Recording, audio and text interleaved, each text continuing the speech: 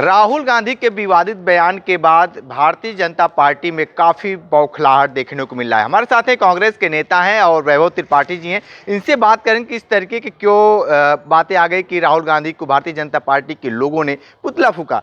ये बताइए कि जिस तरीके से राहुल गांधी को यहाँ पे पुतला फूका गया है, उसको लेकर क्या कहेंगे आप?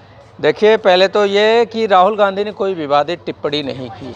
राहुल गांधी ने सच बोला है। अब होता क्या है कि झूठों को सच मिर्चा की तरह लगता है, तो भाजपाइयों को मिर्चा लग गया। और सच्चाई ये है कि नरेंद्र मोदी जी वाकई पिछड़े विभाग से नहीं, वो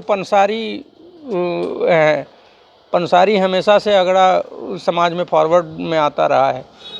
तो जो ओबीसी में उन्होंने जब मुख्यमंत्री वो बने गुजरात के, तो उन्होंने अपनी जात को ओबीसी में डाला। वो कभी पिछड़े थे ही नहीं। सवाल ये, अब बात आप कह रहे हैं कि पुतला फूका, तो पुतला फूका गलत बात के लिए फूका जाता है, लेकिन भाजपा में मानसिक विक्षिप्त लोगों की संख्या बहुत ज़्यादा है। ठीक है, तो मानसिक दिवालिया करेंगे क्या? अरे उनको पहले सच की जानकारी हो तो पढ़ना लिखना है नहीं, व्हाट्सएप यूनिवर्सिटी पे दौड़ना है। जिनका किसी पढ़ाई लिखाई से कोई मतलब नहीं है, वो क्या करेंगे? पुतला तो तब फूका जाना था जब मोदी ने कहा बेटी बचाओ बेटी पटाओ। पुतला तो तब फूका जाना चाहिए था जब मोदी ने एक समुदाय विशेष की तुलना कुत्ते से कर दी। पुतला तो तब फूका जाना चाहिए था जबकि मणिपुर की जघन्यता पे मोदी मौन था, तो पुतला नहीं फूका गया।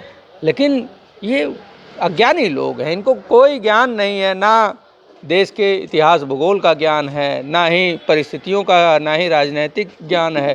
इनको तो बस हूँ करना है। सवाल तो ये है कि जो पिछड़ा की बात करने वाले लोग हैं, वो पिछड़ा जातीय जनगणना से क्यों भागते हैं? पुतला तो तब फूका जाना चाहिए था जब मोदी ने जातीय जनगणना के आंकड़े सार्वजनिक नहीं किए। तो ये मूर्ख हैं। ये पिछड़ा का नाम लेके सिर्फ राजनीतिक लाभ उनको पता है। पुतला फूकेंगे तो थोड़ा नंबर बढ़ेगा, हो सकता है कहीं दलाली का अवसर मिल जाए, और कोई बात नहीं है। नहीं तो राहुल गांधी जो बात कर रहे हैं, नारी को न्याय, किसान को न्याय, छात्र को न्याय, आर्थिक असमानता पे प्रहार, सबको हक दिलाने की बात। इतनी बढ़िया काम ही कर रहे हैं, तो ये पैदल चलने की इनकी क्या जरूरत पड़ गई है? नहीं, देखिए ऐसा है कि चूंकि देश में जो मेन स्ट्रीम मीडिया गोदी हो गया है, वो मोदी के गोदी में ही बैठा रहता है। उसको महंगाई से कोई फ़र्क नहीं पड़ता, गरीब आदमी की दुश्वारी से कोई फ़र्क नहीं पड़ता, युवा बेरोजगार है उससे कोई फ़र्क नहीं पड़ता, छात्रों के साथ धोखा किया, फीस बढ़ती जा रही है, उससे कोई गोदी मीडिया को फ़र्क नहीं पड़ता। तो राहुल गांधी ने जनता के बीच में जाके उनकी बात करना, उनके हक को दिलाने की बात करना, ये तैयार किया एक कार्यक्रम। अब उससे दर्द हो रहा है भाजपाइयों को। समस्या ये है कि प्रधानमंत्री नरेंद्र मोदी और उनकी सरकार गरीबों के लिए कुछ करती भी नहीं है, और अगर कोई गरीबों की आवाज़ बुलंद करे तो वो उसी के खिलाफ बोलने लगते हैं। प्रधानमंत्री जी पे मुझे बड़ी तरस आती है। राज्यसभा में वो मल्लिकार्जुन खड़गे का मजाक उड़ाने लगे थे। सवाल तो ये है कि एक दलित जो कि ज़मीन से, जिसके परिवार के साथ जघन्यता भी हुई थी, बावजूद इसके वो आदमी हक की बात कर रहा है, गरीबों के हक की। वो ये नहीं कह रहा कि मैं दलित हूँ। मल्लिकार्जुन खड़गे जी जो हैं, वो दलित हूँ नहीं चिल्ला रहे इनकी तरह कि मैं गरीब का बच्चा, मैं चाय वाला।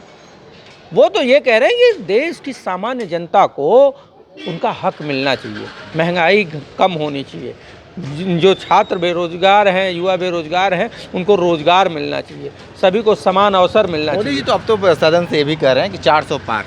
हाँ, मोदी जी जो बोले हैं वो थोड़ा सा सुधार की ज़रूरत है। 400 पार नहीं, मोदी जी की 400 पर हार। 140 सीट आएगी उनकी, मोदी जी 400 हार। 400 सीटों पर मोदी जी हारेंगे, ये आज ही नोट कर लेना। ठीक है, और भी लोग हैं। आप क्या मानते हैं जिस तरीके से राहुल गांधी के यहाँ पे पुतला दहन हुआ?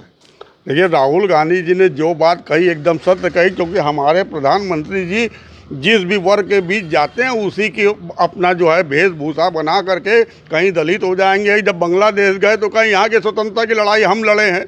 देखिए इस ढंग की बातें अगर इस पर गौर किया जाए तो उनकी बातों पर विश्वास जो कोई नहीं कर सकता है। जब हम लोग आदिवासियों के क्षेत्र में जाएंगे तो जब उनको जो वोट लेना है आदिवासियों को तो उनको राष्ट्रपति बना दिया जाएगा, लेकिन जब सेंट्रल विस्टा का पिज़्ज़ा काटना होता है तो उनको साइड कर दिया जाता है। शंकराचार्य, जिन शंकराचार्यों ने जो हिंदुत्व के नाम पर इनको कंधे पर बैठाकर हिंदू संरक्षक के रूप में जनता के बीच में लेके आया है, जब उनके जो है पहचान की बात आई कि ये 4 शंकराचार्य हमारे हैं, हिंदुत्व की मैं बात, सनातन की ही मैं बात कर रहा हूँ, तब उनको साइड करके अपना चेहरा चमकाया जाता है। तो ये सब चीज़ों को जनता भली भांति आप इस रामराज से इतना नाराजगी क्यों बढ़ती जा रही है? कहाँ रामराज हम नाराज हैं? हम तो रामराज की उस परिकल्पना को जोड़ते हैं जहाँ समरसता सद्भाव की बात हुआ करती थी, जहाँ जो है राष्ट्र, अब जब हमारा संविधान जो है आज़ादी के बाद धर्मनिरपेक्ष का मतलब ये नहीं हुआ कि तू हिंदू का तुष्टीकरण या मुस्लिम का तुष्टीकरण। धर्मनिरपेक्ष का मतलब ये हुआ कि भारत जब आज़ाद हुआ, जिन लोगों ने भी स्वतंत्रता संग्राम में अपनी हिस्सेदारी, भागीदारी, बलिदान दिया, उन सभी जातियों को समायोजित करके उनके भी हक का और आपके भी हक की बात करते हुए एक संविधान बनाया गया। ठीक है, रामराज के बारे में क्या कहेंगे? देखिए राम राज्य तो ऐसा है कि महाराष्ट्र में भाजपा की ही सरकार है, राम राज्य है। वहाँ भाजपा का विधायक थाने में घुस के गोली मार देता है, यह है राम राज्य। मुरादाबाद में बजरंग दल के भाजपा के जो सहयोगी हैं उन्होंने गाय काटी और फंसाया किसी मुसलमान को, पुलिस ने पकड़ लिया उनको, उनके साजिश का पर्दाफाश हो गया। ये राम राज्य है। भारतीय जनता पार्टी से इतना नहीं भाई, ऐसा है कि जो अच्छा काम करे तो भी आप लोगों को दिक्कत है। तो लो, वही तो मैं कह रहा हूँ, राम राज्य है। मणिपुर में महिलाओं को नंगा घुमाया जा रहा है। भाजपा का शासन मतलब राम राज्य नहीं है, भाजपाई ढोंग कर रहे हैं।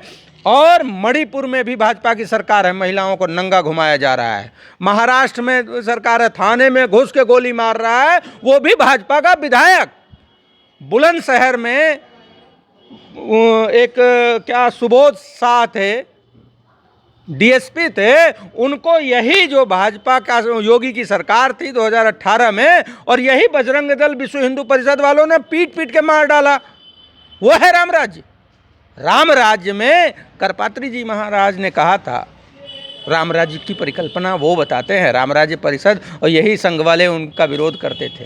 ये बात करेंगे राम राज्य में ये कहते हैं कि सभी को सबका हक मिले, कोई दीन दुखी ना हो। तो आप कांग्रेस के नेता वैभव त्रिपाठी और भी एक लोग थे, तमाम बातें बताए हैं, विशेष रिपोर्ट कर रहे थे। तो हमारे साथ बने रहे न्यूज बकेट के साथ में दीजिए इजाजत, नमस्कार।